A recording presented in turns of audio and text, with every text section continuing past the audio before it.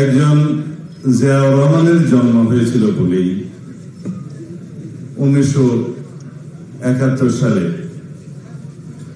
আওয়ামী লীগের সকল নেতৃবৃন্দ পলায়ন করার পরেও বাংলাদেশে স্বাধীনতার ঘোষণা দেওয়ার জন্য একজন মেজর উপস্থিত ছিলেন। শহীদ রাষ্ট্রপতি জিয়াউর রহমানের জন্ম হয়েছিল বলেই 1975 জাতীয় সংকটময় দিনগুলি পার করা গেছে এবং 7ই নভেম্বরের সিপাহী জনতার বিপ্লবের মধ্য দিয়ে এদেশের রাষ্ট্রপতি জিয়াউর রহমানের শুভ সূচনা সেদিনই হয়ে গেছিলেন, সেই নেতৃত্বের মধ্য দিয়ে। একজন জিয়াউর রহমানের জন্ম হয়েছিল বলেই 1979 সালে 5ম সংশোধনের মধ্য দিয়ে বাংলাদেশে বহুদলীয় গণতন্ত্রের পুনরাবর্তন হয়েছে, যে গণতন্ত্রের কবর রচনা করেছিলেন শেখ মুজিবুর রহমান। 22 সালের 4র্থ সংশোধনের মধ্য দিয়ে এখন একতান্ত্রিক বাংলাদেশের উৎপত্তি হয়েছিল। রাষ্ট্রপতি শহীদ জিয়াউর রহমান শাহাদাত বরণ করার পরে ক্রমাগত ষড়যন্ত্রের শুরু হয়। সেই ষড়যন্ত্রের পরে দীর্ঘ সামরিক স্বৈর শাসনের বিরুদ্ধে ক্রমাগত লাগাতার আন্দোলন সংগ্রামের মধ্য দিয়ে গড়ে ওঠা দেশনেত্রী বেগম খালেদা জিয়া ইতিহাস রচনা করলেন। সামরিক স্বৈরাচারের পতন হল। বিএনপির রাজনৈতিক ইতিহাসে শহীদ রাষ্ট্রপতি জিয়াউর রহমান, দেশনেত্রী বেগম খালেদা জিয়া এবং আমাদের মাননীয় নেতা জনাব তারেক রহমান কেবলই ইতিহাস আর ইতিহাস গড়া। 1990-এর সেই সামরিক স্বৈর শাসন বিরোধী গণ অভ্যুত্থানে পরবর্তীতে 1991 সালে বাংলাদেশে ঐতিহাসিক দ্বাদশ সংশোধনের মধ্য দিয়ে বাংলাদেশে সংসদীয় রাজনীতির প্রবর্তন হয়, সংসদীয় সরকারের প্রবর্তন হয়। এটাও আরেক ইতিহাস, যা আজ পর্যন্ত কোন রকমে টিম করে চলছে। 1996-তে তখন আমিও একজন সংসদ সদস্য হয়েছিলাম। কেয়ারটেকার সরকারের যে বিধান, প্রথমে আমরা মানতে চাইনি, গণদাবির মুখে আমরা মেনেছি। সেই বিধান দেশনেত্রী বেগম খালেদা জিয়ার নেতৃত্বেই সারা রাত সংসদে আলোচনার মধ্য দিয়ে কেয়ারটেকার সরকারের প্রবর্তন হয়। তত্ত্বাবধায়ক সরকারের ব্যবস্থা চালু হওয়ার মধ্য দিয়ে আরো 3টি নির্বাচন অনুষ্ঠিত হয়।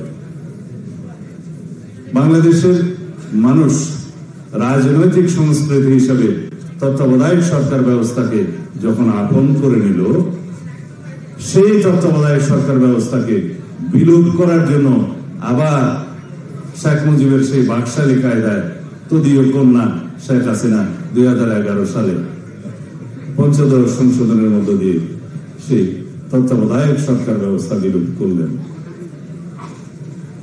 প্রশ্ন হল, 2001 সালের সেই সরকারে সংবিধান সংশোধনের মতো সংখ্যাগরিষ্ঠ জাতীয়তাবাদী দলের ছিল, কিন্তু দেশনেত্রী বেগম খালেদা জিয়া জনগণের বিরুদ্ধে দিয়ে নিজের ক্ষমতাকে দীর্ঘায়িত করার জন্য কোন রকমের সাংবিধানিক অপকৌশল প্রয়োগ করতে চাননি।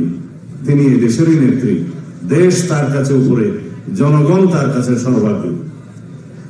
শেখ হাসিনার এই 5ম সংশোধনের পরে এবং তার আগে থেকেই একদলীয় শাসন ব্যবস্থা এবং একদলীয় রাষ্ট্র ব্যবস্থা কায়েমের যে উদগ্র বাসনা তাকে পেয়ে বসছিল, যার কারণে বাংলাদেশে অপশাসন, স্বৈর শাসন এবং ফ্যাসিবাদের দীর্ঘস্থায়ী ব্যবস্থা প্রতিষ্ঠিত হয়ে গেছিল। প্রায় তার বিরুদ্ধে আন্দোলন সংগ্রাম করার জন্য ক্রমাগতভাবে আমাদের নেতা জনাব তারেক রহমান অবিরাম সংগ্রাম এবং নেতৃত্ব দিয়ে গেছেন। আমি বিদেশে থেকে ওনাকে সহায়তা করেছি। আমি জানি প্রতিটা মুহূর্তে উনি কিভাবে এদেশের আন্দোলন সংগ্রামের নেতৃত্ব দিয়েছেন আমাদেরকে। আজকে অনেক বাচ্চা আলো, সরি আমার একটু অসুবিধা হয়ে যায় ওই দীর্ঘ 10 বছর বিদেশে থাকার কারণে আর কি, যারা অল্প বয়সে সরকার পরিচালনার দায়িত্ব পেয়েছেন তাদেরকে মিন করছি। অনেক রকমের অভিজ্ঞতা না থাকলে কিছু কিছু উচ্চাভিলাষ দেশের জন্য ক্ষতিকর হয়ে যেতে পারে। সেজন্য বলছি, আন্দোলন সংগ্রামের প্রতিটি স্তরে মুহূর্তে সারা বাংলাদেশের মানুষকে একত্রীকরণের জন্য এবং রক্তক্ষয়ী ফ্যাসিবাদ বিরোধী সংগ্রামের জন্য আমরা যেভাবে দিন রাত আমাদের নেতা জনাব তারেক রহমানের নেতৃত্বে কাজ করেছি, এখানে সকলেই জানেন, আপনারা জানেন, একদিনে আসমান থেকে টপকে 5ই আগস্ট পতিত হয় না। It's a result of it is a cumulative result of continuous democratic movement and fight.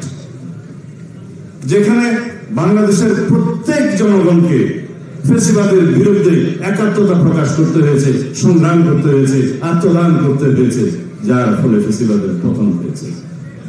আমরা জানতাম ফ্যাসিবাদের পতন হবে, কবে হবে, কিভাবে হবে, কত রক্তক্ষয় হবে, সেই হিসাবটা কেবল জানতাম না। এখন ফ্যাসিবাদ বিরোধী জাতীয় ঐক্য যেটা সৃষ্টি হয়েছে, সেই জাতীয় ঐক্যে ফাটল সৃষ্টি হওয়ার মতো কোন কোন পদক্ষেপ আমরা এখন দেখছি, যেটা জাতির জন্য কল্যাণ বয়ে আনলো। সব কিছুর বিনিময়ে বাংলাদেশের সবচাইতে জরুরি হলো ফ্যাসিবাদ বিরোধী জাতীয় ঐক্যকে ধরে রাখা। মাননীয় প্রধান উপদেষ্টার উদ্দেশ্যে বলবো, জাতীয় ঐক্যকে ধরে রাখার জন্য যত কৌশল আছে সেটা অবলম্বন করুন, কিন্তু কোন উচ্চাভিলাষী কোন গোষ্ঠীর রাজনৈতিক উচ্চাভিলাষ পরিপূরণের জন্য আপনি হাতিয়ার না হন, সেটা আপনাকে সজাগ থাকতে হবে। আমরা অবশ্যই নতুন রাজনৈতিক দলের আগমনকে স্বাগত জানাবো, যদি সেটা কিংস পার্টি না হয়। সেই রাজনৈতিক দল যদি সরকারি সাহায্য সহযোগিতা ছাড়া স্বাভাবিকভাবে জন্মগ্রহণ করে, এই দেশের মানুষ সেটা স্বাগতম জানাবে। কিন্তু কোন রকমের জনগণের সাথে, যেখানে একমাত্র আমরা বলে থাকি জনগণই হচ্ছে সার্বভৌম শক্তির উৎস, সাংবিধানিক ভাবে জনগণই হচ্ছে সাংবিধানের রাষ্ট্রের সকল শক্তির মালিক এবং রাষ্ট্রের মালিকানা জনগণের কাছে, প্রকৃতপক্ষে সেটা লেখা আছে সংবিধানের প্রথম ভাগে। সেই মালিকানাকে যদি স্বীকার করি, সার্বভৌমত্ব হচ্ছে জনগণের, জনগণের সেই সার্বভৌমত্ব প্রতিনিধিত্ব করে তাদের নির্বাচিত প্রতিনিধি, এবং সেই প্রতিনিধিত্বের কথা বলার জায়গা হলো সার্বভৌমত্বের বহিঃপ্রকাশের জন্য সংসদ। সেই সংসদ হচ্ছে একমাত্র জায়গা যেখানে বাংলাদেশকে বিনির্মাণের জন্য সকল রকমের আলোচনা করা যাবে আন্ডার দি সান। অন্তর্বর্তী সরকারের প্রথম ম্যান্ডেট হচ্ছে একটি সংসদ নির্বাচন অনুষ্ঠান করা, সুষ্ঠু, সুন্দর, নিরপেক্ষভাবে। যদি সংস্কার লাগে সংস্কার করতে হবে, কিন্তু সংস্কার খেলা যেন আমরা না করি। সেই সংস্কারই আমরা করতে আহ্বান করেছি, যে সংস্কারগুলো সংসদ নির্বাচনের জন্য প্রয়োজন, প্রধানত অগ্রাধিকার সেখানেই দিতে হবে। নির্বাচন কমিশন গঠিত হয়েছে, ভোটার তালিকা প্রণয়নের কাজ চলমান এবং প্রাতিষ্ঠানিক এবং আইনি সংস্কারের জন্য সমস্ত প্রস্তাব প্রদান করা হয়েছে। আসুন আলোচনা করি আমরা কি সমস্ত সংস্কার প্রতিষ্ঠানিক দরকার নির্বাচন কমিশনের জন্য, কি কি সংস্কার দরকার, আইনি ভাবে সেই সংস্কারগুলো আমরা করি।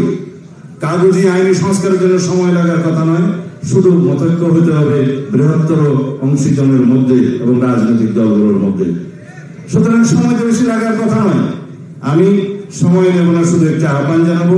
আজকে প্রথমবারের মতো উন্মুক্ত করে দিতে চাই, যদি মাননীয় প্রধান উপদেষ্টা এবং অন্তর্বর্তীকালীন সরকার ইতিহাসে আরো বেশি স্মরণীয় হয়ে থাকতে চান, তাহলে জুলাই আগস্টের এই ঐতিহাসিক গণ অভ্যুত্থানকে স্মরণীয় করে রাখার জন্য 5ই আগস্টে আপনি সংসদ নির্বাচনের আহ্বান করতে পারেন। তাহলে জাতি আপনাকে স্মরণ রাখবে এবং এই দিবসকে আপনি স্মরণীয় করে রাখতে পারবেন।